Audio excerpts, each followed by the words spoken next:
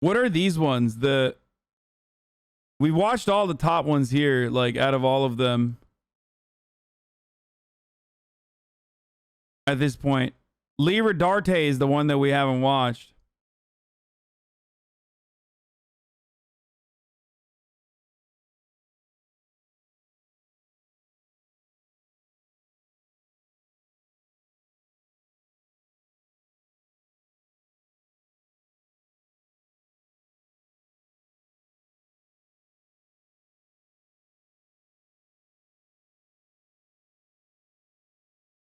The John K one was way bloody.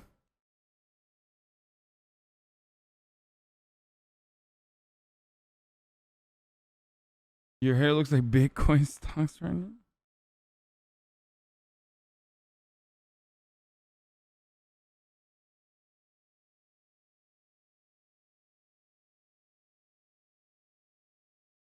Okay, hold on.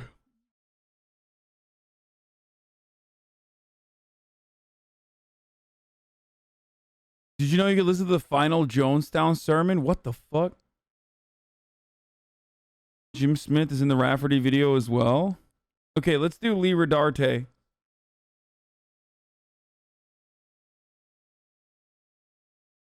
We're gonna watch all of them anyway.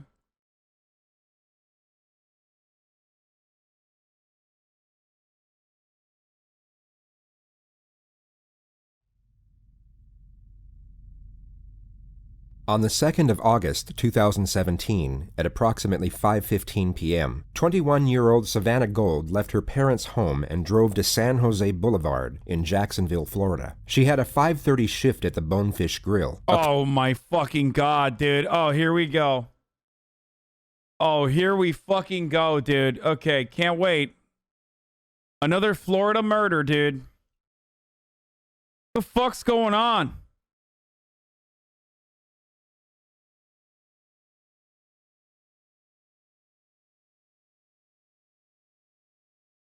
This is gonna be fucking...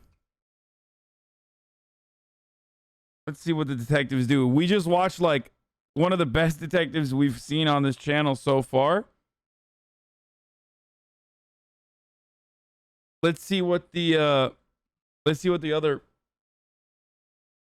No, okay, bye, dude, I can't. None of these are gonna be as bad.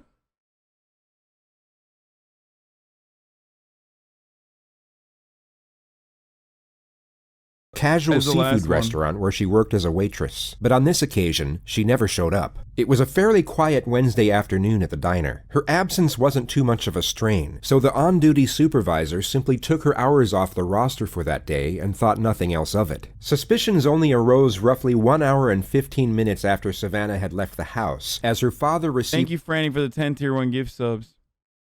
Why are they always in Florida or Ontario? Part of the reason why a lot of these videos are from Florida, or that we know about, like the Florida man, for example, is because of the openness. Like in the state of Florida, they just reveal the shit, like sunshine laws, I think it's called.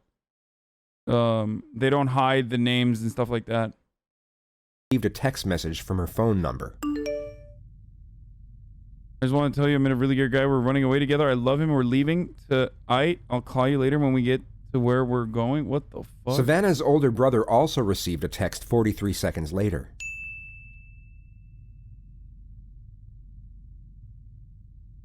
Although both texts came from Savannah's number, her family knew right away that something wasn't right. She had just left the house in what appeared to be very high spirits, but now proclaimed to be running away with an unidentified man without packing so much as a change of clothes. Not only that, but the text messages were riddled with errors and composed in a completely different way to how she would normally write. Her phone was switched off when they tried calling just minutes after receiving the texts, so they immediately called her place of work and found out that she hadn't shown up. It was at that point they called police and filed a missing persons report. Savannah had been gone for less than 2 hours. Roughly 40 minutes later, her car was found unlocked and abandoned in the Bonefish Grill parking lot, and the only thing missing was her phone. Her wallet, ID, and a number of other valuable items had not been taken. Investigators went through the parking lot surveillance tapes and discovered what would then become the primary piece of evidence for the case. The majority of footage remains undisclosed to the public, but a detailed description of what occurred has already been released. What we know is that Savannah parked her car and stepped out of the vehicle at exactly 5:31 p.m. She then walked over to another vehicle and conversed with the occupant for 14 minutes through the driver's side window. She then got into the back seat of said vehicle at 5:45 p.m. 14 seconds later, the car began to shake sporadically as if some type of struggle was occurring inside. The rear door swung open 3 times, but was immediately and forcefully shut each time. It appeared as though someone was attempting to get out, but couldn't. This lasted for 49 seconds until the vehicle suddenly stopped moving. A male figure was then seen getting out and proceeded to walk over to Savannah's car. He enlisted some of his best work. I wonder why he did that.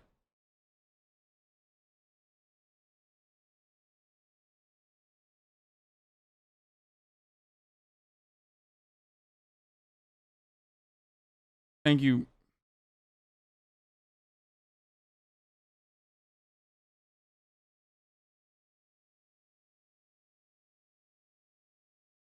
Ads, maybe? It's all on his Patreon? But he doesn't even have his Patreon open anymore. Right? I mean, or he's not like making new videos or anything like that. You can probably DM him to get the links. No, I mean, there's a lot of people in here that already have the links.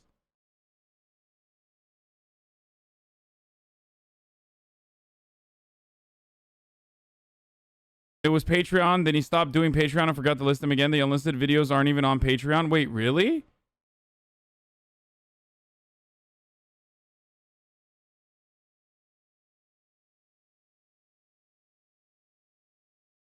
That was 20 feet away. The surveillance was grainy, and the person could not be identified from the footage alone. All that police could ascertain was that he had short brown hair and was roughly 5'11". The unidentified person reached into Savannah's car and took out what police believed was her phone. He then slashed the front tire with a knife before walking back to his own vehicle. He got in and drove away from the scene at exactly 6:04 p.m. Savannah was never seen exiting the car. This was a crucial piece of evidence, and essentially all investigators had to go on. They had to find out who the man was in the video, and fast. But they also had to be careful in how they conducted their investigation. They couldn't let anyone find out they had this footage in their possession, as knowing this information could allow a suspect to alter their alibi to fit with the evidence. This would take a significant advantage away from investigators during interrogation, and would hinder their ability to build a case to a considerable degree. Over the following 2 days, investigators briefly interviewed all the staff at the Bonefish Grill. For the most part, these encounters consisted of just 3 questions. When was the last time you saw Savannah? Do you know where she is? And is there anything you know that could help with our investigation? Within 48 hours, they had 3 potential suspects, whose names were then ran through the motor insurance database. The first suspect didn't have a license. The second suspect owned a bright red 2001 Jeep Cherokee, while the third suspect was registered to a 2012 silver Chevy Malibu, an identical match to the vehicle seen on surveillance. His name was Lee Rodarty. He was 28 years old and was both the manager and head chef at the Bonefish Grill. Coincidentally, he was the first person to be interviewed at the diner about Savannah's disappearance, where he told investigators that he hadn't seen her in about 3 weeks and knew nothing of her current whereabouts. It was only from his co-workers that police discovered he was having an on and off relationship with Savannah for the last 8 months, despite it being against company policy. From what investigators could gather, this was a very popular individual, rising fast through the ranks of his chosen profession. He was known for his charm and charisma amongst his colleagues, and also had a lot of success when it came to the opposite sex. On all accounts, his life seemed to be going very well, but he was now the prime suspect in a kidnapping investigation, and the Jacksonville Sheriff's Office planned their next steps in meticulous detail. At around 5:15 p.m. on August 5th, police arrested Rodarty while midway through his shift at work. They told him it was for an outstanding traffic warrant and took him to the JSO Police Department. Can you do me a favor? I'm going to have you take that apron off, too, just to kind of get it right there. I'll stay right here. You can go ahead and have a seat for me real quick. I'll be right back, okay? Yes, sir. The officer said, Bro, chat's so fucking, like, uniquely horny that I saw motherfuckers in here calling him a Chad, dude. Just down cataclysmic, catastrophic, be normal, please, for like 3.5 seconds. What the fuck does, like, What is up with like murder that makes this chat so horny? I guess like chat will just say anything, literally.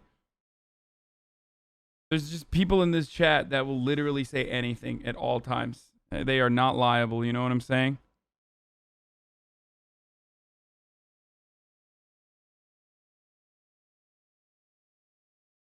They're horny on non-murder videos too. Yeah, that's true.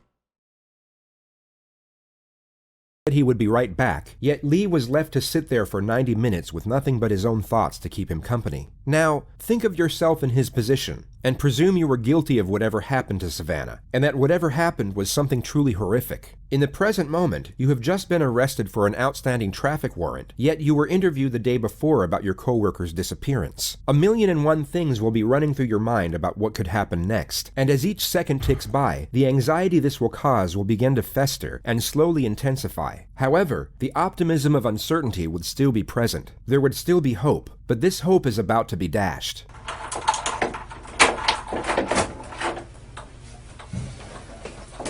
The sound of the door opening would have been a pleasant relief from the monotonous cycle of Rodarti's own thoughts, yet this brief moment of alleviation would have instantly converted to shock as Detective Ray Reeves walked through the door, the same investigator who had interviewed him about Savannah the day prior. Hey, man. How you doing? Good, good. You remember me from the other day, Detective Reeves? Okay.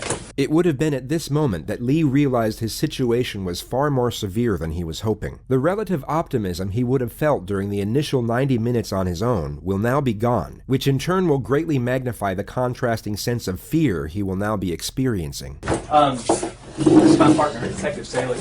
She was interviewing some of the other folks, waiters and other staff people the other day, so she didn't get a chance to come in at the time.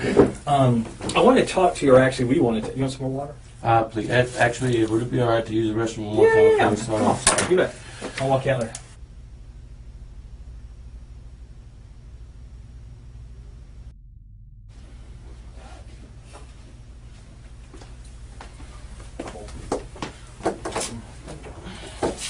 You want some water? Please. Okay. Be all right. Yeah. You got water?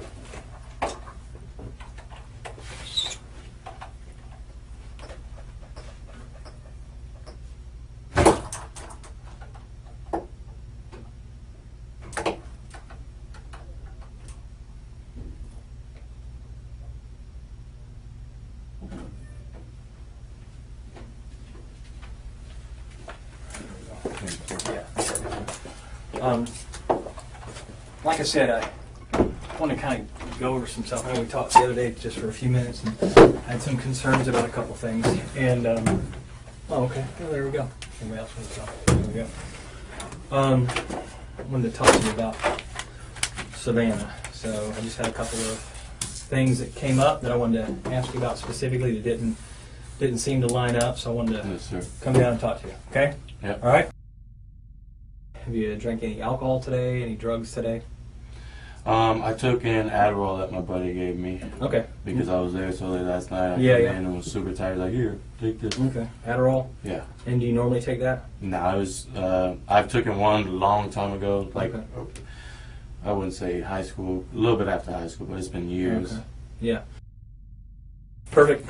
I appreciate that. Okay. All right.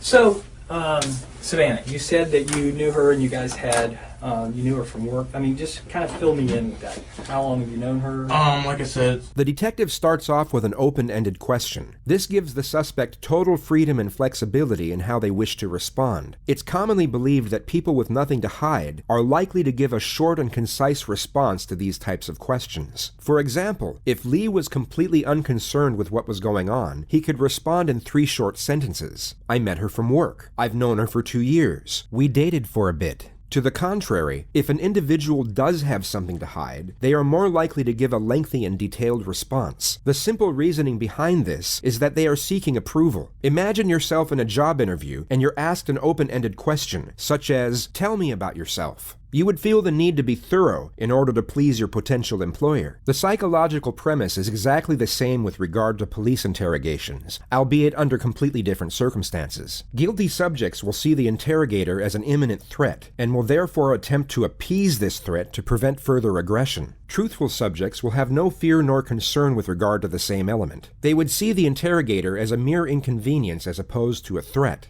I've known her obviously since she started working there. I would say probably about 8 months ago or so, we started hanging out outside of work.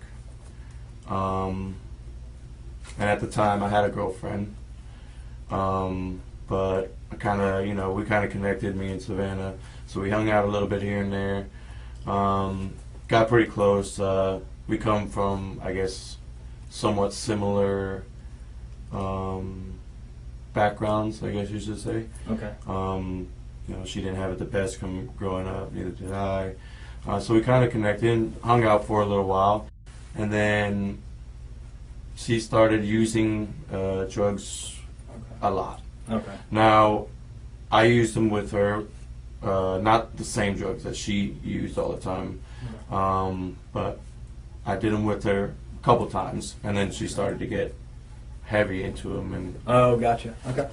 So I kind of just tried to take a step back and, put things off. Probably a month or so ago, I saw Savannah at work, and she looked healthy again. She gained a little bit of weight, and just, friendly talk at work, telling her, hope everything's been good. And she told me, that I guess she did a lot of drugs and ended up in the hospital. She ended up missing, I want to say a couple of days, 3 or 4 days from work. Oh, okay. So obviously, me being pretty close to her, I was concerned and everything. But after she came back, she looked good. And she ended up telling me that, I guess, over those 4 days, she detoxed pretty well. And she kind of caught a, new sense into why she shouldn't do drugs so much. Okay. And like I said, she looked good. She started looking healthy. So we kind of were talking, here and there. We hung out a couple times. She came over to the house, and we just kicked back, drink a couple beers, watch movies, stuff like that. Like I said, we did, we took some pain pills here and there on occasion, but then she started bringing heroin over and stuff like that. And that's, my mom was addicted to methamphetamines when she was, when I was younger. So those hard drugs just kind of scare me a little bit. So that's why I took a step back the first time. I ended up telling her, I was like, hey, for one, I'm dealing with a lot of personal stuff myself right now as it is. I'm a little depressed. But I think we're moving too fast. I think we should, stop talking. Okay. And she said, I understand. It's completely fine. No problem, She said, I'll delete your number. I'll never text you again. And that was the last time that we text. Okay. When was that? Yeah. When was that? It was probably 2 or 3 weeks ago. Okay. Sometime in July. Right. Yeah, and I think that's one of the things you said was that was the last time that you had contact with her. Yes. As far as, I don't want to put words in your mouth, so you correct me. That was the last time that I texted her. Yeah, text or a phone call or a messenger or anything like that. 2 to 3 weeks ago. Yeah. Okay. And then the last time, when was the last time you saw her? This is what I was a bit. I didn't tell you the truth when we talked up on Fish. Okay. Lee doesn't know the extent of the evidence, but he knows the investigators have something, and he now has no choice but to amend his alibi to some degree and give some form of admission. This allows the investigators to get one step closer to a confession, while also keeping the capacity of the evidence hidden until a more critical moment. Last time I saw her was Wednesday afternoon. Okay. Bro, what the fuck, dude? My man, he just said, do you know this girl, dude? It is insane. He just here's her social security number. Honestly, she really hated wearing the color pink on Tuesdays. Like, that is the most insane. Like, why did he do this? He's just like, he literally just got fucking stun locked into, like, I feel like he's gonna accidentally be like, well, you know, she got murdered on this day. Like, I know so much about her. Like, when she got murdered, how she got murdered, you know? Jesus, like, you know, yeah, I've taken Adderall at a certain point in my life, and like, it's like, what the fuck? He's on PEDs, bro. He's on PEDs. Like, this is just the worst thing he could have done, dude. Literally, worst thing he could have fucking done is just take Adderall before this interrogation. I heard that she has been basically telling a lot of people at work that we hooked up a bunch, like a couple days before that, and that she was going to like tell about the whole situation and, you know, try to get me fired. And Why like that. would that get you fired? I'm a manager and she's an employee. So okay, so you guys aren't supposed to fraternize? Yeah. Or, okay, I got you. And she just told people, I guess, that she was out with that work at the restaurant that we were having sex. Okay. I pulled in the parking lot. She pulled in a little bit after me. I parked and I said, hey, can I talk to you for a second? And she said, yeah, what's up? And I was like, I heard you've been saying some things about me and you continuing to hang out, and you know that we're boyfriend and girlfriend. And she asked me, she said, can I come sit in the car because I just did some heroin and I'm a little paranoid. Heroin doesn't make you feel paranoid. It makes you extremely relaxed and oblivious to your surroundings. Some might argue that heroin can cause paranoia depending on the user, yet Savannah was driving moments earlier and was about to start a shift at work. If she was using, she most certainly wasn't the type to get paranoid. Okay. I said, why are you doing that? You know, you're doing really well. You shouldn't have been doing that. Okay. And so she came and sat in the car, and I explained to her the situation. I told her that servers at Bonefish were coming to me and telling me that you're telling people when you're out that we're still having sex and we're boyfriend and girlfriend. And I said, I would appreciate, you know, I need you to stop because for one, it's jeopardizing my job. We agreed to, you know, stop talking mutually and just move on and, you know, be cordial or whatever.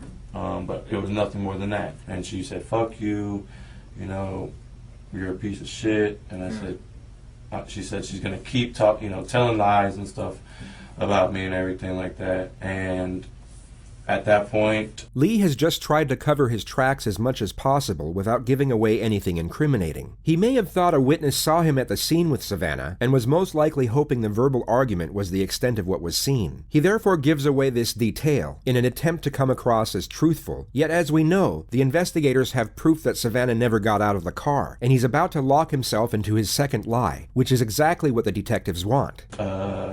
She had her phone in her hand, she got out of the car and walked towards the main entrance from San Jose. So like if So this is like I wouldn't say she was walking along the edge of the plaza, but she was walking maybe towards this way. And I would say an older model Ford pickup, green, drove past me and around, and she got in. Okay.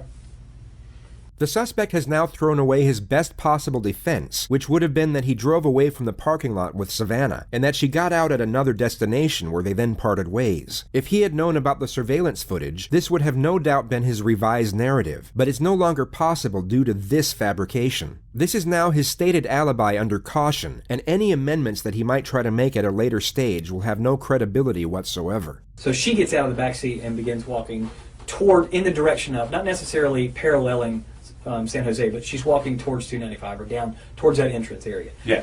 And then she's got her phone, and you said you thought she was calling somebody? The detective knows this alibi is completely fabricated, so you might be wondering why he's inquiring into it further. The truth is that he's not actually inquiring, only pretending to. The suspect's responses to these questions are of no importance, and the detective is not information gathering. He's simply getting the suspect to let his guard down as And he's done.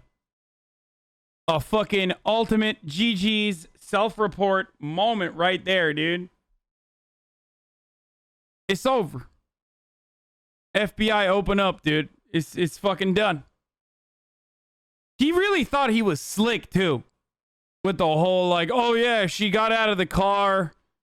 And, you know, I don't know. Like, that's crazy. He really thought he could get... He really thought he could get away with that. Under 20 minutes, it is a speed run. as much as possible by making him think that he is being believed. As the suspect continues to convey this made-up narrative, his anxiety will slowly diminish, his belief that he is fooling the detectives will increase, and his heightened state of mind will decrease as a result. This is a well-known strategy, and the reason for this strategy is because the detective is about to initiate the first confrontation. He wants to catch the suspect completely off guard. She had it in her hand and looked like, I mean, I couldn't tell if she was texting or not or anything. But she had her phone out. Yeah, she had her phone out and was looking at it, and then it looked like she was going to put it up to her ear, and then the green truck came around. Okay. And she how long got do you think it was between the time that she got out and started using her phone till that green truck pulled up? This goes on for roughly 90 seconds, and Rodarty appears to be considerably more at ease. 295 all the way to Beach Boulevard to Grove Park, and then Grove Park. How long does that usually take you? Depending on traffic, obviously. I think it usually takes me about 25 minutes or so. Okay. What happened to your neck? We see a very sharp and very sudden switch. The suspect is taken from feeling assured to once again feeling threatened. It's believed that when the immediate shift from one emotion to the next is so extreme, a suspect can become disoriented, and their ability to think critically can be affected. In other words, it's much harder for them to think up lies on the spot or fabricate emotion in a convincing manner. That was self-inflicted, actually. After a long, nervous breath, he takes 3 seconds to respond, yet somewhat saves himself with the answer. The fact he stated his injuries were self-inflicted could give reason for the nervous breath and his hesitation to respond, as self-harm is a taboo subject, and some might be embarrassed or even ashamed to admit to it. The detective recognizes this and immediately puts him back on the spot. Why? I just have been having kind of a hard time. You're not? I couldn't... The first interjection from the female detective. She alludes to the fact that the neck is an unusual place for a self-inflicted injury, essentially stating that she's not buying it, but also refrains from applying too much pressure, which is being saved for a more pivotal moment at a later stage. Yeah, I did. And... What did you use? A knife. When did you do that? Some time in July. You did that in July and it's still bloody? Well, I kind of peeled the scab here and there at work, hitting it on stuff like that. I peeled it last night working. Probably not the best advertisement for the Bonefish Grill if their head chefs are peeling their scabs off at work. But then again, the wounds are more than likely a fresh injury from his struggle with Savannah, and they hadn't been peeled off at all. And it was coming off a little bit today, so I peeled that a little bit. All right, let me see. But this and this was the same night. This one was just a lot worse than this one was. Okay. And that was in July? Yeah. Okay. Like a few weeks back? Yeah. Okay. When she's in the car, what does she say to you about what her plans are? So she's scheduled to work that night. Mm-hmm. So she's going to work? She didn't talk about, I mean, I assumed she was going to work. Mm-hmm. She was in her uniform. But she didn't say, when she got out of the car, she didn't say anything after she got out of the car. They further reinforce his confidence by going back to his narrative of the truck and allow him to convey the story in more meticulous detail. They are once again giving him a false sense of security, only to use it against him at the opportune moment. And she gets in that truck. Let's be honest, we won't even call her she, Savannah. Okay? Savannah, again, with this picture, if we're using it in the same place, from where your drawing was, they drove over here. You're here, and they drive out over here. Do they stop? Does she get out and go into work? Does the truck keep going? I didn't see once they turned the corner past the ATM. Mm-hmm. Once she got in and they left, I left because I just... Did you run into them on the road anywhere? No. Okay. Did she call you later on or text you later on? Savannah, no. Mm-hmm. No other contact with her? No. So where's Savannah right now? I don't know. Where would I find her? I don't know. This is a far more aggressive confrontation. It's essentially an accusation that the suspect is involved in Savannah's disappearance. Innocent subjects will usually reciprocate this aggression and respond to this type of question with a question of their own, such as, "Why are you asking me that?" Or, "What are you trying to say?" They would openly recognize and refute the allegation, most often in a forceful manner. Lee had no emotional response whatsoever, nor an ounce of shock. He answered the question with a composed demeanor, almost as if he knew it was coming. It lets the detectives know he was anticipating some type of blunt confrontation. That's my prime objective, is to find her. Definitely. I think time's running out on her. I want to find this girl. I need to find her. I understand. And here's a couple reasons I need to find her. One is I'm hoping that she's still alive. And that's really, I really do, I'm holding out for that.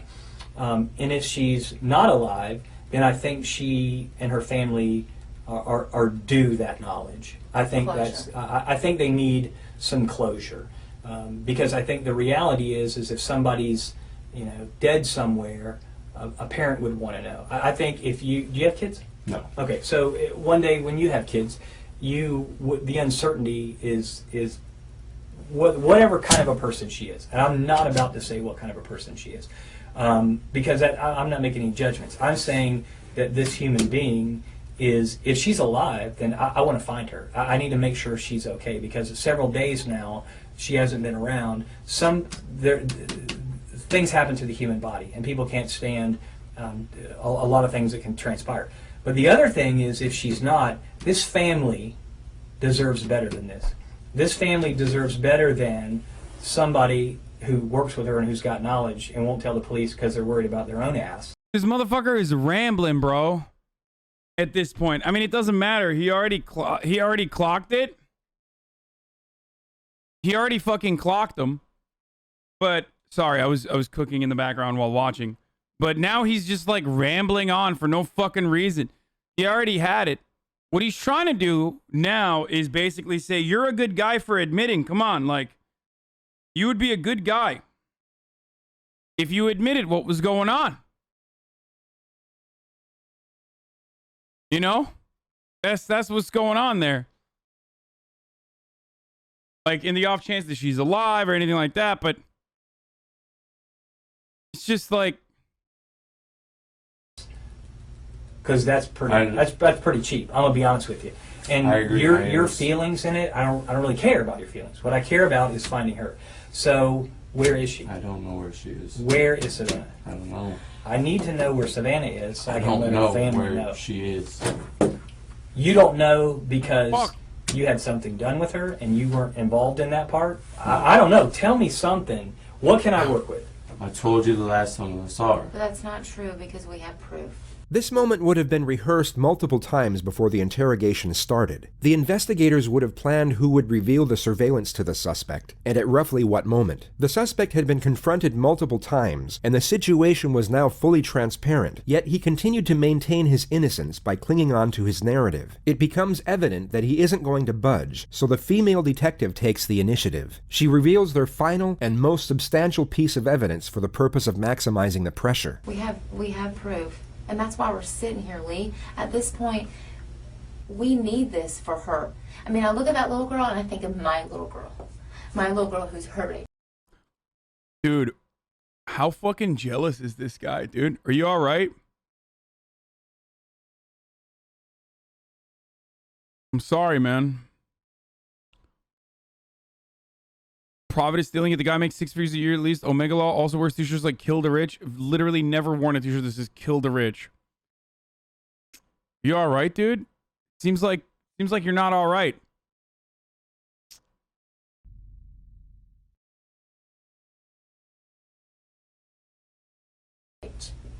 That's who I think about. That was my little girl. I couldn't imagine. I don't care what she said about you or whatever, but my little girl is that age. Maybe. And you're not telling the truth. Maybe something gets out of hand in the car. I didn't do. Also, 6 figures. Try 10, bro. Do anything. Okay, you didn't do anything, but she was in your car. She never got out of your car. She never got out of your car. Lee? We're not saying that you did anything. I'm trying to find her. I didn't say you did. Bro, she is throwing, dude. This is called get over the top aggressive approach method, okay? This method is called start fucking yelling at the suspect. I don't know where she is. They are both throwing. They were doing so well. 21 minutes in, they clapped them, especially because they had really good investigation. But, I mean, they had really good proof. Well, we can prove that you left with her in the car. So please, do everybody a favor and just tell us. Where is she? I don't know. You got to be able to be able to separate. We're not sitting This is called ramble cop, emotional cop. here saying you did anything to her. I don't know. She's on drugs. Maybe she passed. I don't know. I'm not in that car with you guys. I know that she's in that car with you. I have proof of all of this. Okay, let me ask you, Lee. Then tell us now if you're being an honest man. Are you being honest? Yes. Okay, well then, let's start being honest. She never got out of your back seat, Lee. She never got out of your back seat. Video cameras don't lie. Lee. How do you know? How do you think I know this information, Lee? I wasn't there, but a video camera caught it. Tell me what happened. I don't know. What happened to her? Was it an overdose? First lady investigator, and she burst out in emotion. What the fuck? No, one of the lady investigators we've seen was so fucking cracked, dude. The one from Colorado or whatever was insane. She was so good. The polygraph lady, oh my fucking god, dude. She was so good. Like, so, which is why is and the other lady was pretty good too on the was it on Jodi Arias or whatever? There we've seen a bunch of like lady cops that were pretty decent. She's just not very good, and it's mostly because Florida. Is that what happened? I don't know. I'm not in the car with you guys. You just said she was in your car and she had Too admitted. many chatters here want excuse to be sexist. I don't know how to feel about that. Yeah, dude. I mean, they rehearsed this, but like, this is fucking a terrible rehearsal and a terrible fucking expression. And I would go ahead and assume that it's because they're just not great at their jobs. Had done heroin. This is a cross between the how and why solution and the alternative question. Both are used to lower the gauge of admission for the purpose of getting one foot in the door, which will then become the new foundation for building the case. The how and why solution essentially blames the victim, while at the same time minimizes the motivations behind the crime. The alternative question plants a seed in the suspect's mind, where they are given an alternative and far more morally accepting choice for what happened. It's a smart move, yet the suspect doesn't fall for it on this occasion. Bodies overdose all the time. Is that what happens? Does she overdose? Okay, well tell us when you left with her in the car, because that is what is shown. We can't make up that. We can't falsify a video camera, Lee. I'm not lying to you, because you know I'm telling the truth, because you know that's what's on the video. How else would I know that? I don't, unless I have the video. Where did you go with her? I didn't go anywhere with her. You did. No. You did. So the video camera's lying? Somebody said there are more techniques than are shown in anime. That's very good. The amount of jutsus in this is so hard to fucking follow. I don't know this. I mean, Well, I'm telling you. The surveillance footage was no doubt incriminating evidence, yet wouldn't close out a case on its own that easily. The investigators need a confession and continue to apply pressure in a relentless manner. They attack the suspect's character while simultaneously appealing to his sense of morality. I'm telling you, I'm not lying to you. I'm not making that up. That's why I'm so passionate about this. This is someone's child. You might not have kids, but damn it, she's someone's kid. We're fact finders, Lee. I don't have anything personal against you. No, not at all. I mean, it's We're over. just fact Just finders. tell us We're what just happened. doing Where our is she? job. No. Where did you go with her? Where did you go with her, Lee? Be human. You're a human. You're a man. Where did you go with her? I know you're not that cruel. Bro, was this technique called throwing? Because, like, I mean, I'm sorry. You say I'm fucking sexist all day, but, like, it's not good. This is, like, a terrible fucking technique. Cruel inside? Seriously. Where did you go with her? Maybe you Please. maybe you don't know where she is now. Where did you go with her? Please. I'm begging you, Lee. Please. Please tell us. Please don't make us waste any more of our time. Just tell us. Please tell us. Please. I'm begging you. I know you're not evil. This is literally the exact same energy as the fucking Flat Fuck Friday cop that we saw yesterday. Who was like, come on, Steven, can you do this with your chair? I can do it with mine. Come on, Steven, just admit to the murder. Do it, Steven. Just tell us where she is. I'm begging you. Please. Please. What the fuck? Can you please just tell me? Even my Where did mom you in the go with background's her? like, why is she Can begging you- him? At Jeez. least tell us that. At least tell us that part. Where did you go with her afterwards? She didn't get out of your car, and you know that, obviously, because I and know we do that. too. That's why we're here. Just tell us where. Where did you go with her? Tell us that. At least point us in that direction. This is called I'm begging for you to admit technique. We've been. No one's. We're not saying anything that you intentionally did anything. Just tell us where you went. When y'all left out of there, you went down Claire Lane, you made a left on San Jose, about to 295, and you get up on 295. Okay. Where else did you go before you went home? I mean, I know you eventually went home, I but... didn't go anywhere. I went straight home. Okay, so what did y'all do when you got home? Savannah was with you. Oh. She was with you. Oh. And that's okay at that point, but I need to know where did she go from there? Bro, he might be too stupid to get caught up in this, by the way. Is she still at your house? No. Okay. Is she still in your car? No. Okay. Well, then where is she?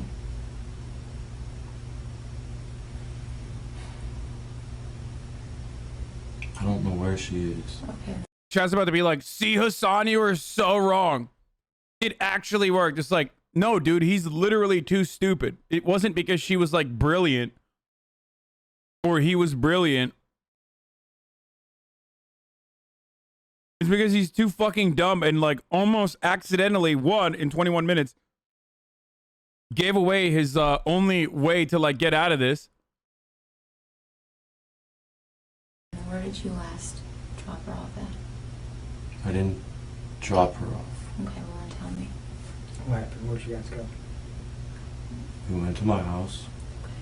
This is a breakthrough. The investigators have got Lee to amend his He's literally too dumb. He literally is the dumbest criminal. I mean, criminals are dumb to begin with, but like... story once more by lowering the level of admission, and this shows that he can still be... I'm not even going to hand it to these guys because 21 minutes in, he like revealed literally on his own. He on accident revealed the information that incriminated him and made him like the primary and perhaps the only suspect. And then fucking 51 minutes in, he reveals again on for no reason other than like he wasn't like caught in a fucking lie.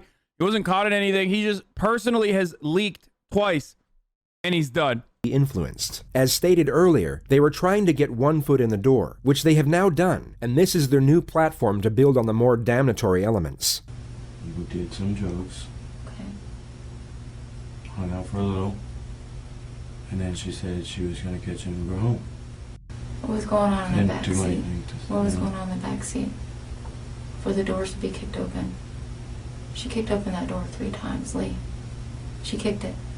We saw it. Where's Savannah? I don't know. You do know. Lee, we understand. Listen, we understand. We're not trying to hinge you up on anything, man. I'm telling you, I'm thinking about this girl and her family. And your family. She was serving. Please tell me where to go find her. Oh my God, they're both terrible. That's how people remember you. This is called the begging over and over again technique. Not dissimilar to the top of the hour technique that I will be applying right now, where I run a 60-second ad break. But instead of begging for you to subscribe, I will tell you, you can if you would like to. If you'd like to subscribe, that is fine. If you'd like to admit that my transition was very smooth, that's also fine. You could just write that in the chat. Okay? I would like to also let you know that if you no longer want to see the ads, you can subscribe for free with the Twitch Prime. Okay? Prime is free. Or a $5 subscription if you'd like, or use an ad break, or a VPN technique. Thank you, Ibuki Tanuki, for the 20 gifted subs. That was the 20 gifted subs technique. Very effective. Here's the 1-minute ad now.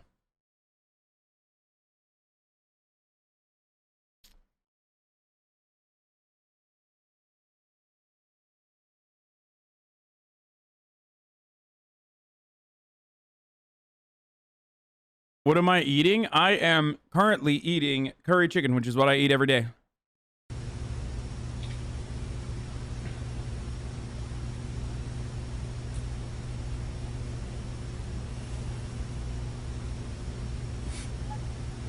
The released footage of the interrogation tape cuts off at this exact moment. The state's attorney has been contacted by multiple sources to release the next segment, but has so far refused to do so. All we know is that Lee Rodarty admitted to killing Savannah Gold. The only information that is currently released is that he proclaimed to have killed Savannah by breaking her neck. He then took her back to his house where he burned her body in a self-made fire pit, and then dumped her in a lake at the dead end of a secluded road. What? Why?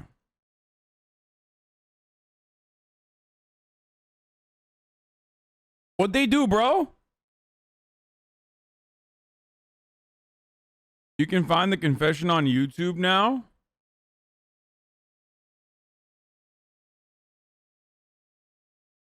Savannah had injuries to over 75% of her body. The medical examiner was unable to pinpoint the exact cause of death. The only conclusion was that it was a violent homicide.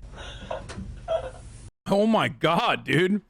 This is called the hidden technique, where you beat the fuck out of someone and then you know, lose the tapes.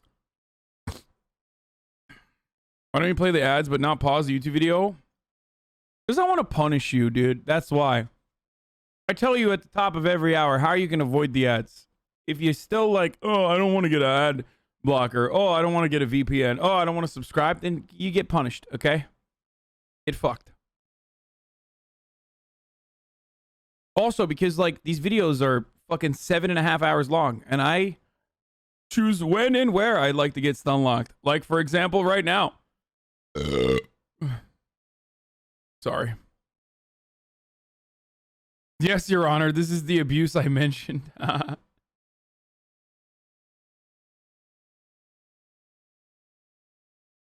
Yeah.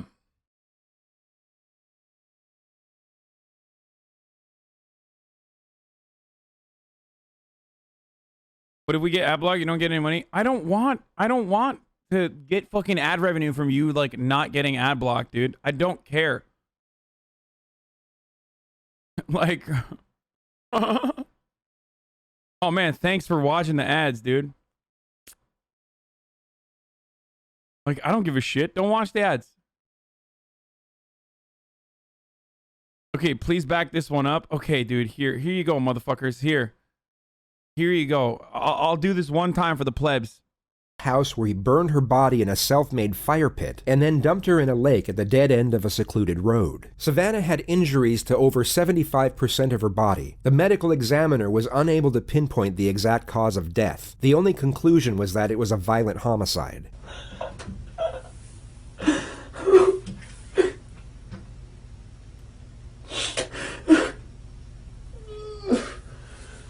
The segment of admission was cut, yet the JSO released the footage that came just moments after. It shows a human being experiencing an emotional reckoning so overwhelming, while also trying to process the terrifying nature of his immediate...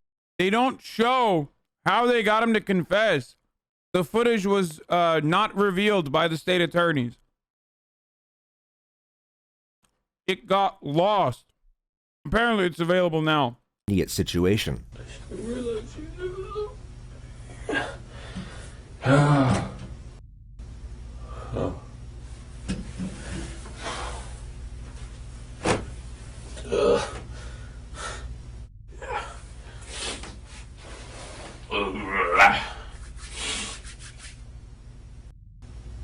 Wait, it is on YouTube? Thank you, Franny. Thank you, Franny, for the 10 gifted subs technique. Fucking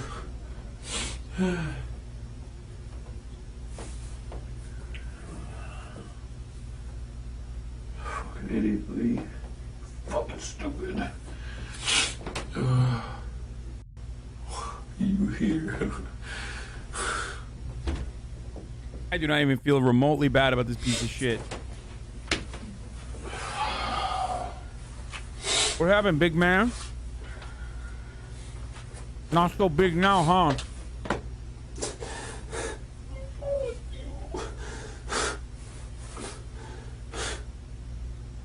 The instant anguish over his decision to confess, combined with the looming prospect of what lays ahead, will have forged a unique emotional distress that very few will ever experience. It's a harrowing sight, and under different circumstances would be extremely difficult for most people to witness. Yet we are now couched within the context of events that led up to this moment, and this will make its observation far more tolerable, but by no means easy.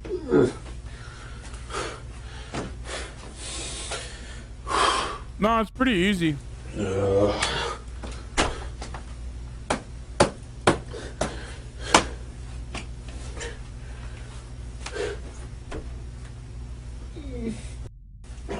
so stupid. Oh, fucking. Thank you, Kelso, for the 10 gifted sub technique.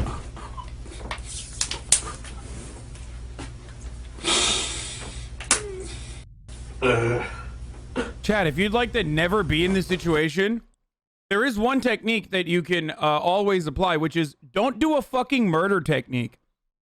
It's really cool. It costs $0 fucking dollars, and pretty much everyone knows about it, and everyone is capable of doing it. So you don't need to go to college. You don't need to do like some fucking criminal psych classes to learn about this technique. It's just called don't do a fucking murder. Pretty much one of the best techniques out there.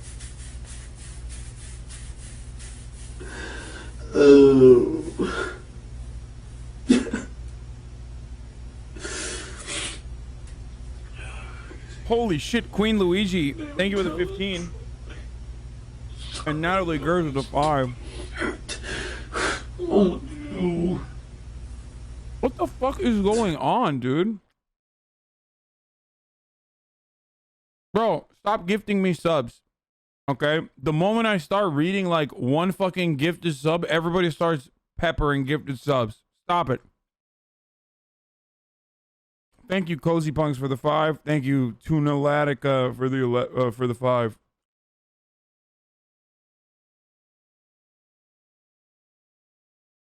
Your Discord is added again. Sigma pose beta.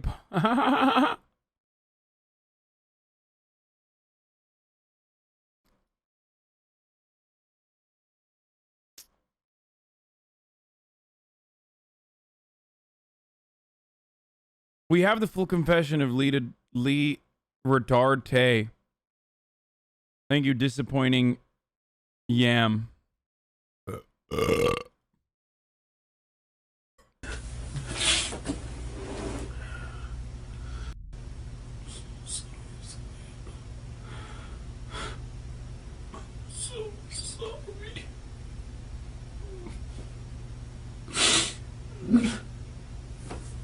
Stop.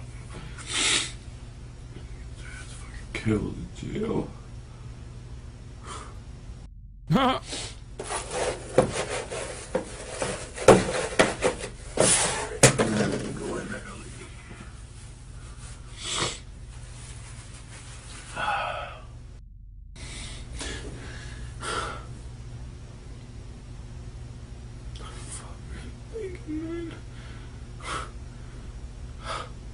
Man, this is actually very fun to watch. And not even remotely sad to watch. Like, he was wrong when he said this is hard to watch. This is actually, I don't know. This is quite great.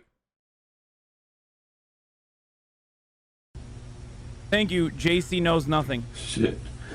I'm nice to you. For somebody who was a bitch to you. Does that make any sense? It's time to get to wear a chef coat.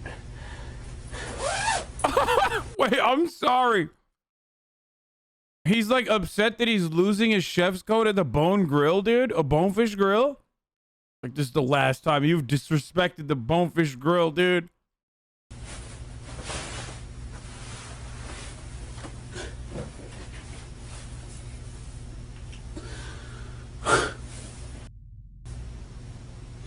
You had a future ahead of you at the Bonefish Grill. You threw it all away, dude. It's supposed to make something of your fucking life.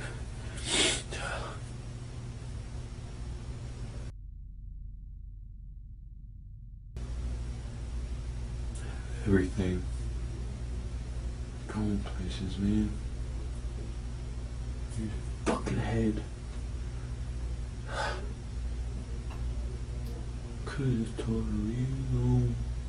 Chatter, who said, guys, shut the fuck up, you'd be crying too? Dog, he's a murderer. Like, did you forget that he fucking brutally murdered an innocent woman?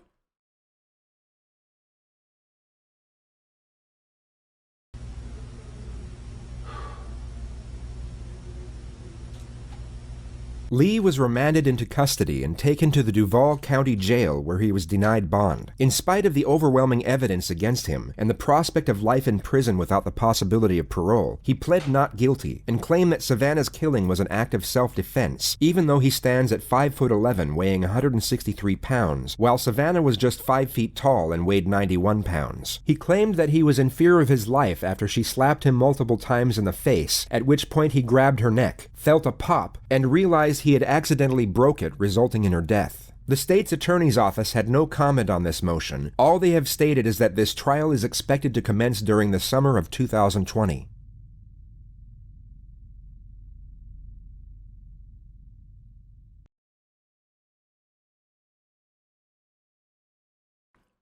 You got a 40-year prison sentence for pleading guilty?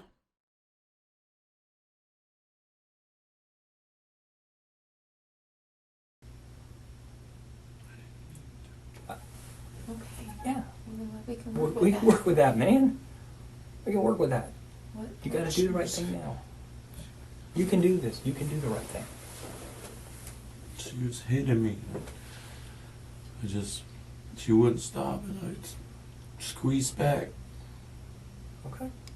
and she was just, Was she under your arm or something? Or she started hitting me.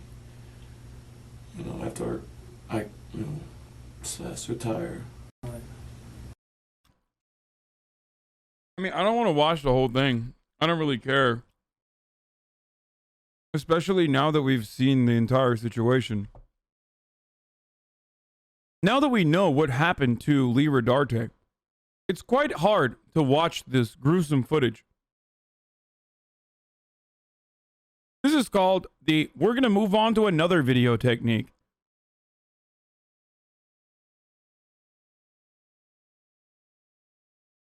Rewind to find how they got it out of him. Is she still at your house? No. Okay. Is she No. Where did you go with her? Where did you go with her, Lee? Be human. You're a human. You're a man. Where did you go with her? I know you're not that cruel inside. Seriously. Where did you go with her? This is the where did you go with her technique. The detective here is aware that repeating the same question over and over again is kind of fucking annoying. But this is simply, to the untrained eye, a nuisance. But to a professional like myself, a consummate professional, what the detective is doing here is wearing Lee down mentally.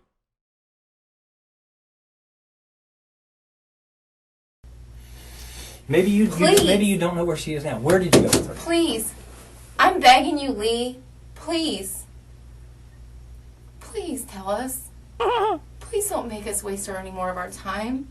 Just tell us. Please tell us. Please. I'm begging you. I know you're not evil. Just tell us where she is. I'm begging you. Please. Go to 6 minutes Please. past 20? What do you mean? Can you please just tell me? You do know. Is that how you wanted people to... She calmed down, and we left. We talked, and we left.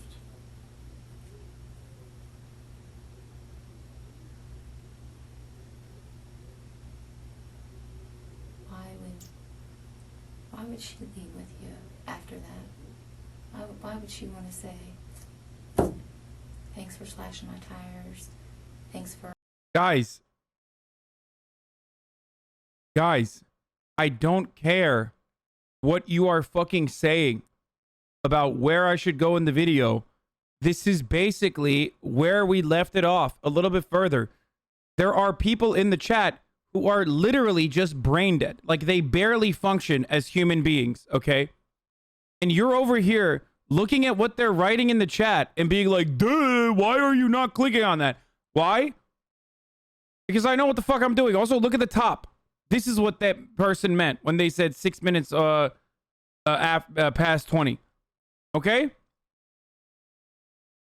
So shut the fuck up. for grabbing me, thanks for trying to slap me. Cool, If yeah. they weren't, you wouldn't have so many viewers. This is I mean, true. we've gotten arguments plenty of times where she says she doesn't care what happens or anything like that. But let's be honest. No one's gonna go with some man willingly after all that. No one's gonna do it. Please tell me where Savannah is. No. You do know. You do know, Lee. And right now is the time. You're so close, and I know. Like, let me tell you a case of bad brain, okay? There's a guy in the chat right now who's trying to get my attention. And he's been trying so desperately for like the past hour. Oh, okay. He says, he keeps typing, oh, okay. You mean to tell me that just because he murdered one guy, he's a bad person? I thought you were for rehabilitation. That guy has been spamming that over and over again. He wrote that down. Okay, he thought it up. And he wrote that down and he thought, I'm going to really get him with this. Okay? I'm going to fucking get him so hard with this. He will read my comment and he will lose his mind. He will have no response to this. He will be absolutely destroyed. And I will subsequently get all of the attention from the stream, which like I'm doing right now. So that person's brain is bad. It's not good. That's a bad brain, dude. Okay? That's a bad brain. There's a lot of people like that in the chat. Not good. It's not good. I know you're going to tell me. I know you are because I just know you are. What the fuck? Because I know you want to do the right thing, but you're scared to do the right thing. I get it.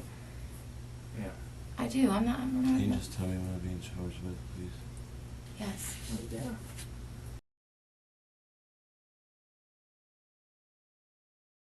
Okay, that was very weird. I can't tell if that if that was just like sweat from my hair or something that fell on my neck, or if like my fucking ceiling is leaking or something.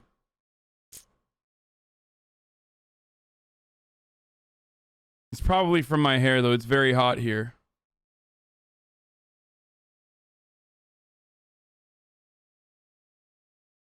Like the other guy with the bad brain who keeps writing, I wonder how many people in your chat will murder someone in the future. Like that guy's been writing that for a while too. He thinks it's a great fucking take. He thinks that's a good take. Like I think this is important to think about. He just keeps writing it over and over again. I haven't read it on purpose because I think it's weird. It's weird to think about. I don't want to think about it. I want to. I don't know yet, but at least I do know that you have the KPS out for your arrest for the DWLS. We found that. For the what? The DWLS, I think. Yeah. No. But I don't where's see- Savannah? So what am I being charged with now? Driving while There is no suspended wet license? stain on the ceiling, so it's got to be my fucking sweat. I don't know yet. I gotta talk to the attorney that's sitting out there watching this interview. Where's Savannah? I don't know. You do know. So you're gonna make me and our team and this whole entire sheriff's office and every person in the community to get out there after, after they know the truth of who she left with and sees the struggle in the backseat of your car. And you're gonna make all of us go and search Jacksonville for her when you This can is just easily called- tell me where she is. This Is is that called what we're gonna put everybody through? Think about the don't inconvenience us. Come on, just fucking give it up technique. this. All right. Only the Sometimes best cops people do know wrong this. things, right? Some people make mistakes. It's what you do afterwards. I got a family that needs closure. They are now coming to the reality that she's no longer with us. I need closure for them. When stuff gets out that you guys left and all that together and all that kind of stuff, you want people to remember you as a guy who said, okay, look, I'm going to do the right thing? Or do you want your family and everybody else to think that you're some evil, heartless person who won't tell us where she is? Why would you put your family and her family through all that? Of course, they will think he's an evil, heartless person. I don't think you're that kind of guy. I don't think you're evil. Something got out of hand. I get it. But what do you do after that? Here's what you do. You do the right thing now. Just tell us where she is. Closure for her family. We understand. Listen, we understand. We're not trying to hem you up on anything, man. I'm telling you, I'm thinking about this girl and her family. And your family. She was... Sorry. Please tell me where to go find her.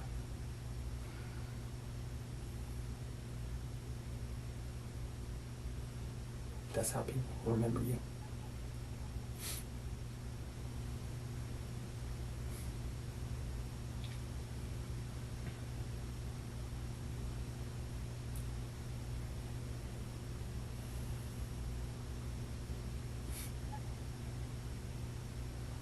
Is he crying? Okay. Yeah. We can We work can with that. work with that, man. We can work with that. What? You gotta do the right thing now. You can do this. You can do the right thing. She was hitting me. That's it. And that's where he fucking breaks.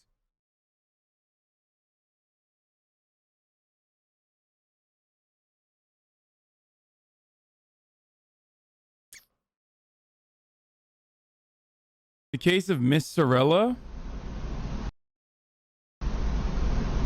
Fuck is this?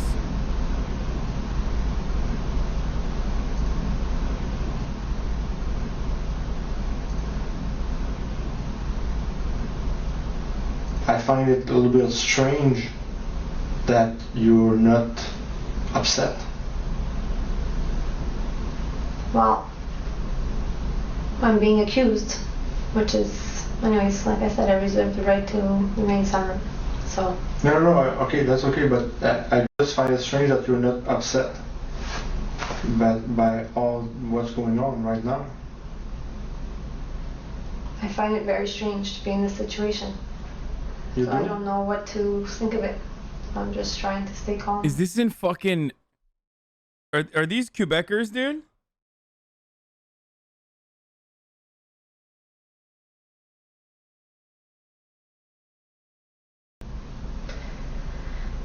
About not. Why do you use the word strange? Right now, like I said, I'm just Why would I do the matter? You do not understand. I am incapable. staying calm, and I'm waiting for to go to court tomorrow and following my lawyer's advice. That's it. But do you believe what I told you?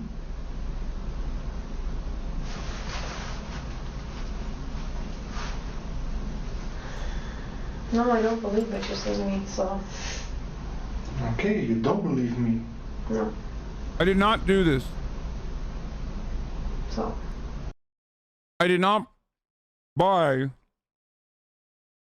an airplane to fly over Los Angeles with the words, Joe Rogan is literally 5'3". Oh, wait, you saw it?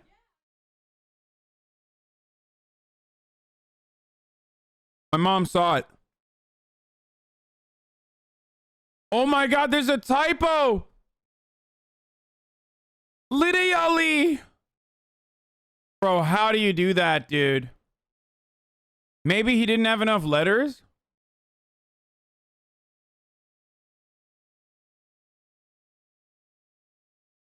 They corrected it later?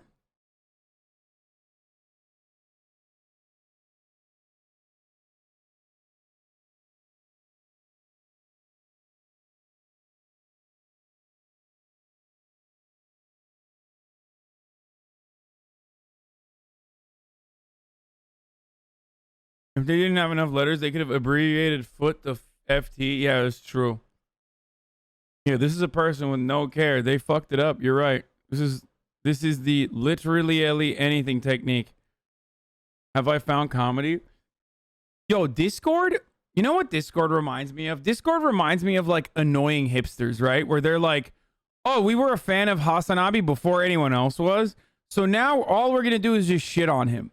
Okay? Like, we are going to yuck everyone else's yum. And like, the more we shit on Hasanabi, the cooler I am in my own little Discord space. Motherfucker, that's all great. Okay? The way you guys operate is all great. But I see the way you respond when I go in there and type something. Okay? Don't make me make fun of you on main. Everybody in Discord when I'm not around are like, haha, I'm gonna get this meme, make fun of Hasan real good. The moment I type anything, the moment it says like Hasanabi is typing, literally the Discord explodes.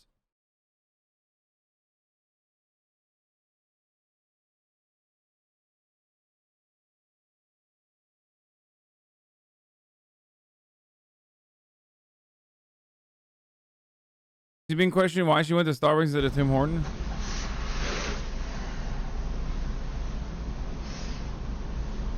What do you believe?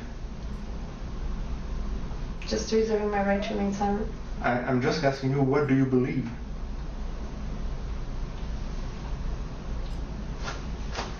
What I believe. That's all. Which is? Maybe. Like I said, I'm here right now, and Do you I'm gonna believe? go to court, Do you and that's it. believe? Do you believe that your daughters are alive?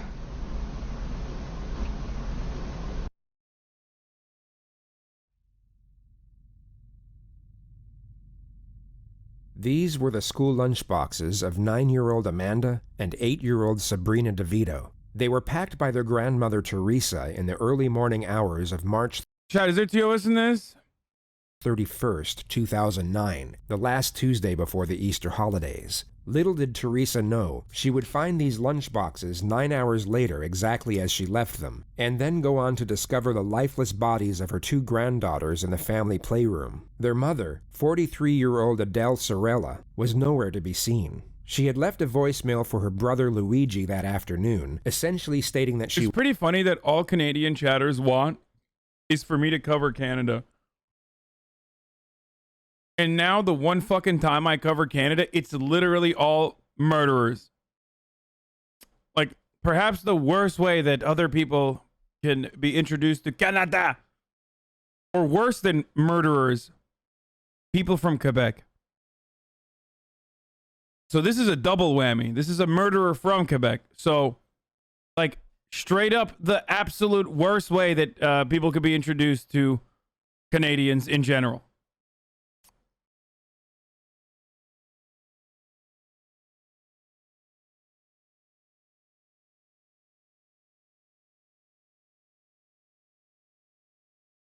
Which is funny because you guys are always like, dude, covered this local thing that happened in Canada. Covered this local thing that happened in Canada. Now I'm covering the hyper local shit. He was suicidal, and for him to come to the house immediately. Luigi called his brother and mother right away, all of whom drove to Adele's residence in Laval, Quebec, arriving at roughly 4:30 p.m. to make their tragic discovery. Detective Francois Delisle arrived at the scene roughly 20 minutes after the paramedics, and the 2 children were already pronounced dead. The Laval police would then launch a murder investigation with the primary objective of finding Adele, the prime suspect, and investigators speculated over both the method and motive for the homicides. The conjecture was that the girls had most likely been poisoned, and the reason for their murder being what is known as spousal revenge filicide. The term is used in forensic psychology for when a parent kills one or more of their own children as a means of exacting revenge upon their spouse or partner. Adele's husband at the time was 42-year-old Giuseppe DeVito, a well-known member of the Rizzuto crime family in Montreal. He had been on the run from police for over 4 years at the time, wanted for coordinating a failed drug operation in January of 2005. What the He attempted fuck? to smuggle over 200 kilograms of cocaine into Canada from Haiti, which was essentially his retirement plan. But the RCMP had other plans, as intelligence was gathered. That's the Mounties, right? Wow, I thought all they did was abuse indigenous people.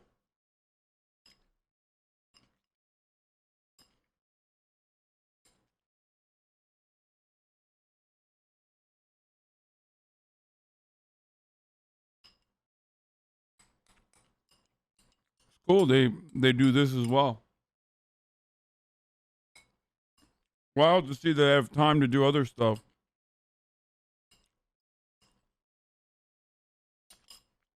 I literally never thought that, like, Italians existed in Canada, by the way. Like, I know that's such a stupid thought to have, but, like,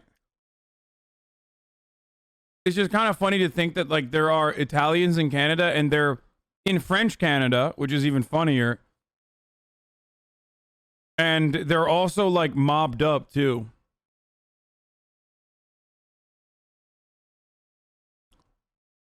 Gathered about the shipment, and the drugs were seized upon arrival. Giuseppe went into hiding at the start of 2005, but the authorities knew he was still in regular contact with his wife, and even met up with her and his daughters on several occasions. But according to reports, all contact from his end abruptly ceased at the very start of 2009, 3 months before his children were murdered. Adele was located at 3 a.m. on April 1st, roughly 15 hours after the investigation was launched. She had crashed into a utility pole on a rural roadway in eastern Laval. The force of the collision caused serious damage to the driver's side of her car, but Adele sustained no injuries. An accident scene investigator would later testify that the crash was most likely deliberate. The suspect was initially taken to the hospital under police supervision, where she remained for 9 hours. She was then handcuffed and taken to the Laval Police Department. Level! So, wait, is this actually where XQC's from? Or is that a joke? Wait, really? This is XQC's hometown? It's pronounced Level? No shot, really?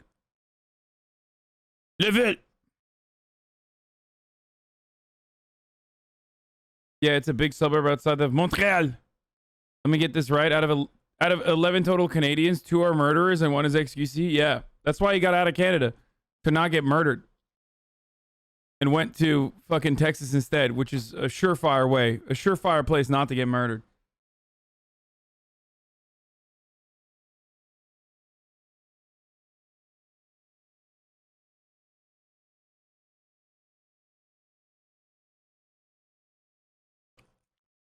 Montreal Mafia is second biggest Italian mafia in NA behind New York. What, really?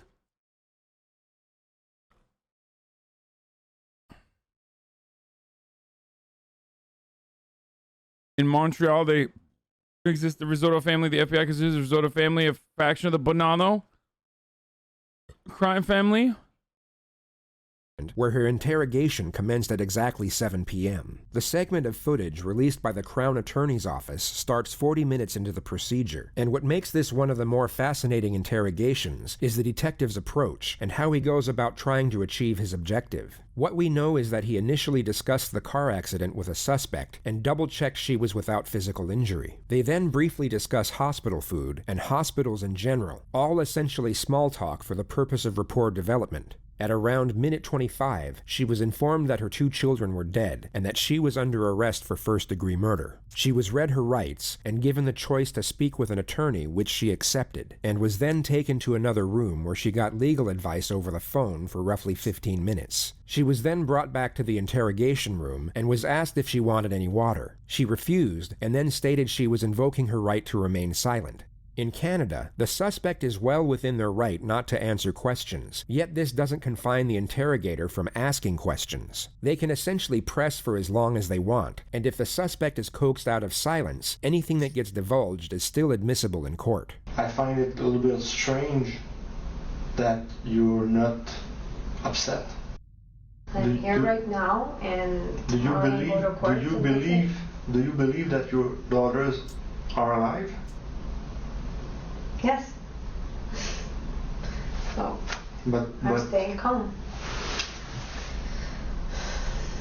I have the regret to inform you that they're dead. Both of them. No, they're not. So It's kind of fucked up of Canada. The U.S. technically has more protection. Is that what? That's why you're not upset. I told you I'm staying calm.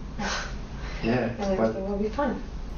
And not only that they are deceased, both of them. No, I like that. Why do you want to protect criminals? Because not every criminal is like actually, not every person that's suspected of being a criminal is actually guilty. You have to remember that. It is actually, no, it's a good thing to have more, give more rights to criminals. But you are under arrest for killing them. Look, I'm their mother, so... I know. That's why it's so difficult.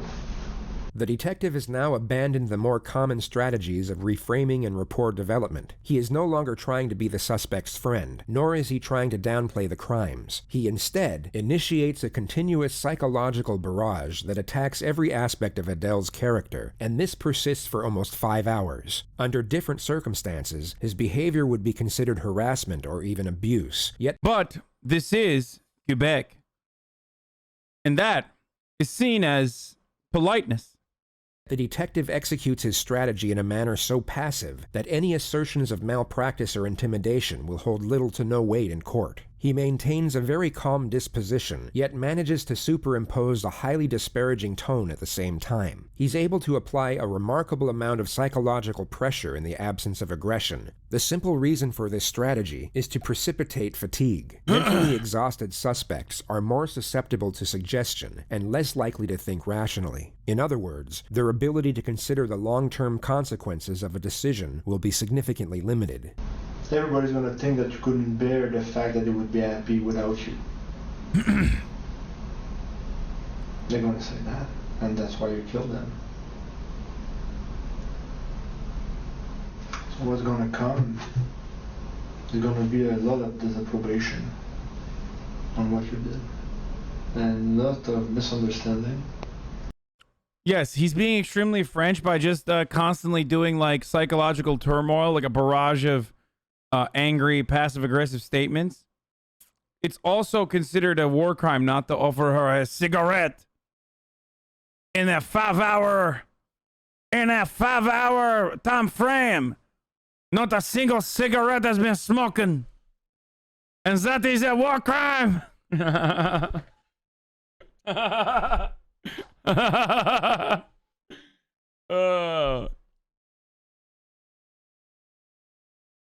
We even brought you the coffee. That is not Tim Hortons. And a lot of anger at you. You're gonna have to face that. I'm just warning you in advance.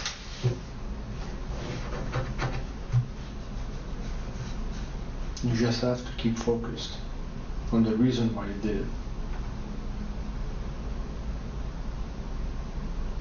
This is your strike.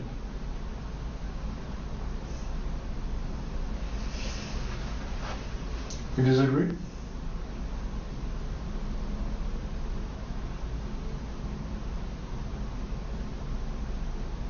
You do disagree. You're difficult to read, but... I've heard that French Canadians love being called French. I don't know if this is true or not. That's what I've heard. That's why I was doing that accent. Now you disagree with what I'm saying. Why?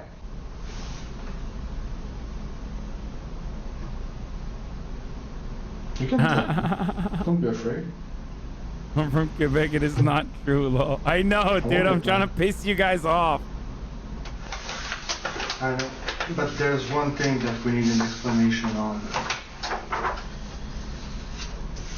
The use of crime scene photographs is perhaps the most recognized procedure with regard to interrogations. It's a strategy used to gauge a suspect's response, especially if the images being presented are of a gruesome nature, and even more so if the victims are personally connected to the suspect. The sharp and sudden manner in which they are often presented is done so a suspect is caught off guard, and this is thought to make it much harder for them to fabricate emotion in a convincing manner. It's a highly effective technique, and the following segment of footage was presented by the prosecution at Adele's trial 3 times, once during the opening statement and twice during the closing argument. You need to explain this. I'm gonna talk to my lawyer. Look at that. This is the truth. Quebecers are not French. They're Canadian.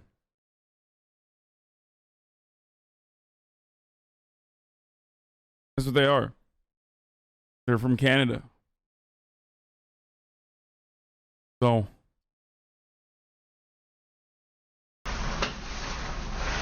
These are your daughters.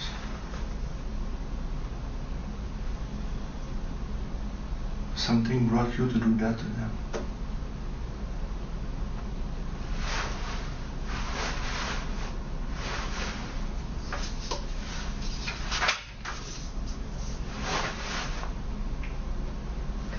How can we explain this? How is it possible that you brought your brother to see this? You send it home, knowing you will find this.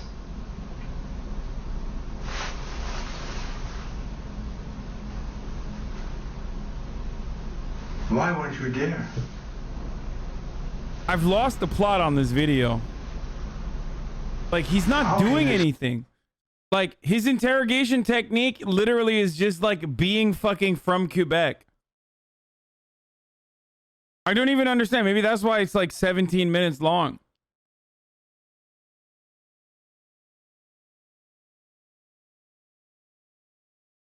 She asked for a lawyer, and then he's like, yes, fuck off. Oui, oui, omelette du fromage. Look at this photograph. I will ignore your request because this is Canada. As a Quebecois, I acknowledge that I am from Canada and I'm a Canadian. That's what he said, basically. There you go. Explain that this could happen. What in your life brought you to that? We have to explain this. Look at that. You gave them life. You brought them up. They trusted you.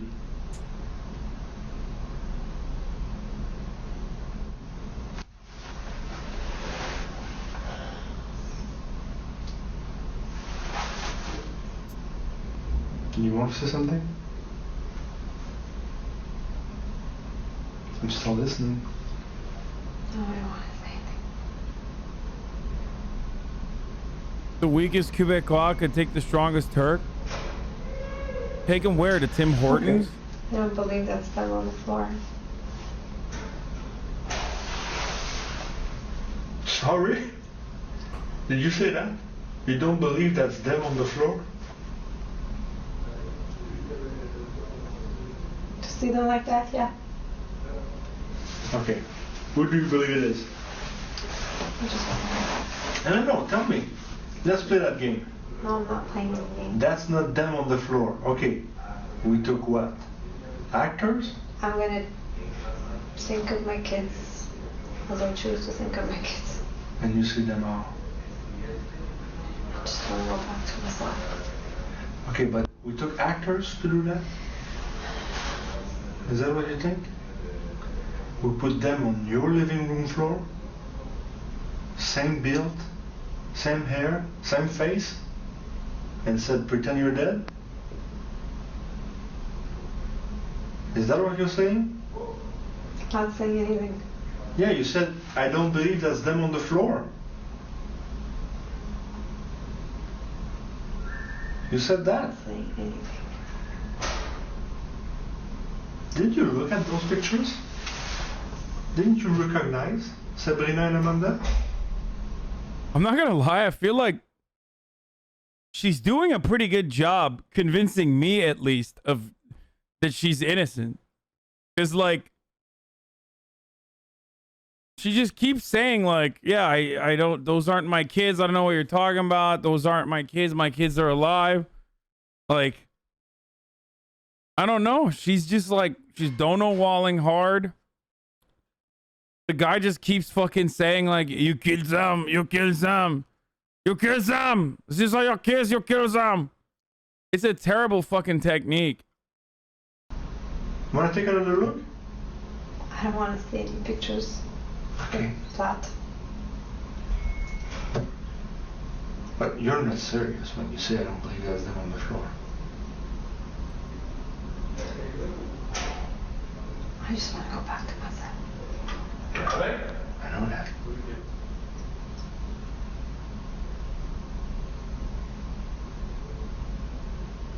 Do you know what day it is today? Do you know what day it is today? I don't need to say anything. Do you know what day it is today? Yes. Tell me. I'm just gonna go back to myself. What day it is today? What day is it? I mean, it's kind of wild that they can do this in fucking France, dude.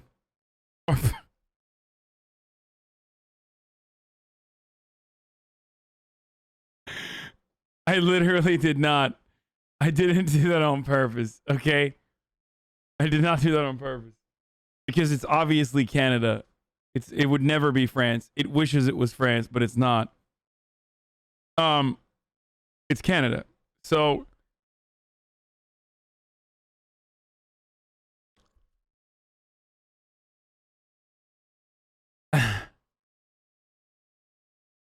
is this on low-key racist against Canadians?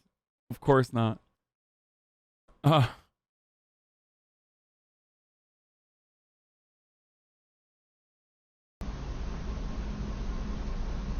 don't know.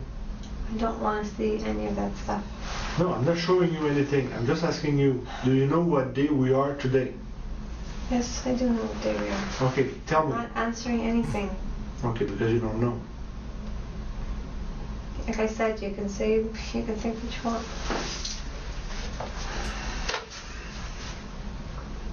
I'm not gonna answer anything. Today is the 1st of April. And you seem to think it's April Fool's Day. Oh my god, this is literally the worst detective on the planet, dude.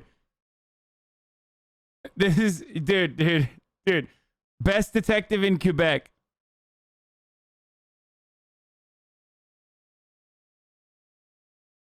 Like, what day is this?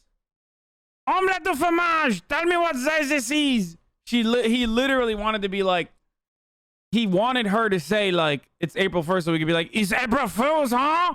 Wait. You think these kids are not dead? Sacre blanc.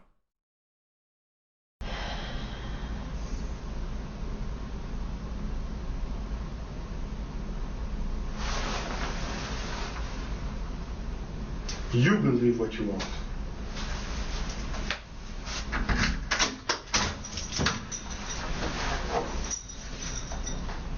There is no technique there.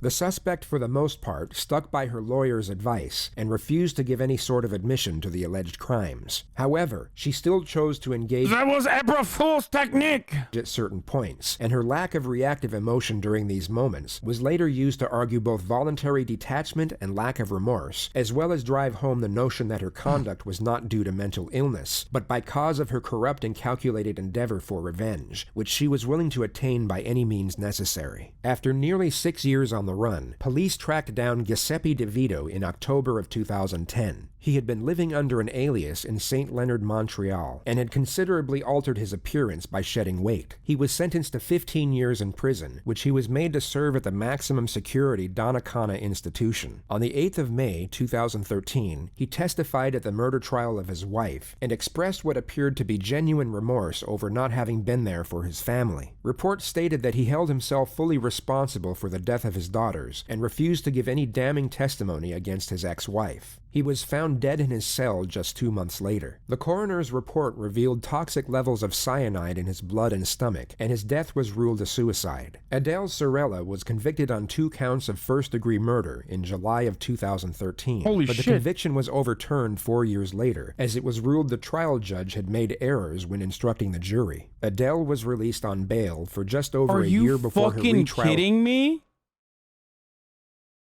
Are you fucking... Dude. Okay, dude. Canada. Wow. America is so fucked up that, like, Canada just gets away with, like, dumbass shit. What the fuck, dude? Especially Quebec is, like, actually the fart of Canada. What the fuck? What is that, dude? Are you serious? Question mark? This happens in America all the time? Yeah, but we expect it to happen in America. Commenced in February 2019. She was then found guilty on 2 counts of second-degree murder and rendered a life sentence with the possibility of parole after 10 years. Oh, never mind. Her earliest release date is March of 2029. I paused it too early. The fart of Canada is Alberta.